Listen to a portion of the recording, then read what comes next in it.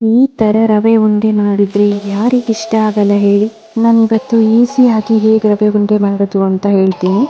ನಾನಿಲ್ಲಿ ಕೊಬ್ಬರಿನ ಸಿಪ್ಪೆ ತೆಗೆದು ತಗೊಂಡಿದ್ದೀನಿ. ಕೊಬ್ಬರಿನ ಸ್ವಲ್ಪ ತುರ್ಕೊಳ್ಬೇಕಾಗುತ್ತೆ. ನಾನಿಲ್ಲಿ ಕೊಬ್ಬರಿನ ತುರಿದು ಮಿಕ್ಸಿಗೆ ಹಾಕಿ ಪೌಡರ್ ಮಾಡಿ ಇಟ್ಕೊಂಡಿದ್ದೀನಿ. ನಾನಿಲ್ಲಿ 2 ಕಪ್ ಚಿರೋಟಿ ರವೆನ ತಗೊಂಡಿದ್ದೀನಿ. ಒಣ ದ್ರಾಕ್ಷಿ, 1.5 ಕಪ್ ಅಷ್ಟು ಸಕ್ಕರೆ ತಗೊಂಡಿದ್ದೀನಿ. ಸಕ್ಕರೆನ ಮಿಕ್ಸಿಗೆ ಹಾಕಿ ಪೌಡರ್ ಮಾಡಿ ಇಟ್ಕೊಂಡಿದ್ದೀನಿ. ಗೋಡಂಬಿ, ಏಲಕ್ಕಿ, ಲವಂಗ, ಒಂದು ಅರ್ಧ ಕಪ್ ಅಷ್ಟು ತುಪ್ಪ ತಗೊಂಡಿದ್ದೀನಿ. ಅರ್ಧ ಕಪ್ ಹಾಲು. ಮೊದಲಿಗೆ ಬಾಣಲಿಗೆ ತುಪ್ಪ ಹಾಕ್ಕೊಳ್ತೀನಿ.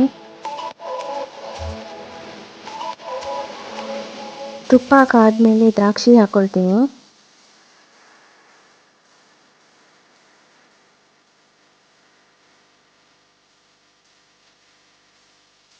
ಇವಾಗ ಗೋಡಂಬಿ ಲವಂಗನ ಹಾಕ್ಕೊಳ್ತೀನಿ.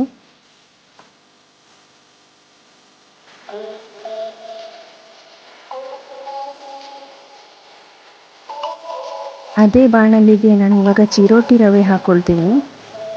ರವೆ ಸ್ವಲ್ಪ ಕಲರ್ ಚೇಂಜ್ ಆಗುವವರೆಗೂ ತುಪ್ಪದಲ್ಲಿ ಚೆನ್ನಾಗಿ ಹುರ್ಕೊಳ್ತೀನಿ.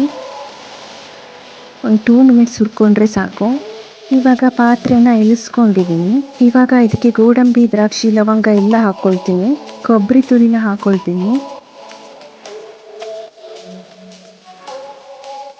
ಸಕ್ಕರೆಗೆ ಏಲಕ್ಕಿ ಹಾಕಿ ಪೌಡರ್ ಮಾಡಿ ಇಟ್ಕೊಂಡಿರೋದನ್ನ ಹಾಕ್ಕೊಳ್ತೀನಿ. ಇದನ್ನೆಲ್ಲ ಇವಾಗ ಚೆನ್ನಾಗಿ ಮಿಕ್ಸ್ ಮಾಡ್ಕೊಳ್ತೀನಿ. ಇದಕ್ಕೆ ಸ್ವಲ್ಪ ಹಾಲು ಹಾಕ್ಕೊಂಡು ಮಿಕ್ಸ್ ಮಾಡ್ಕೊಳ್ತೀನಿ. ಜಾಸ್ತಿ ಹಾಲು ಹಾಕ್ಕೊಳ್ಬಾರ್ದು, ಉಂಡೆ ಎಲ್ಲ ಮೆತ್ತಗಾಗ್ಬಿಡುತ್ತೆ. ಉಂಡೆ ಮಾಡೋಕ್ಕೆ ಬರಬೇಕು ಈ ಥರ.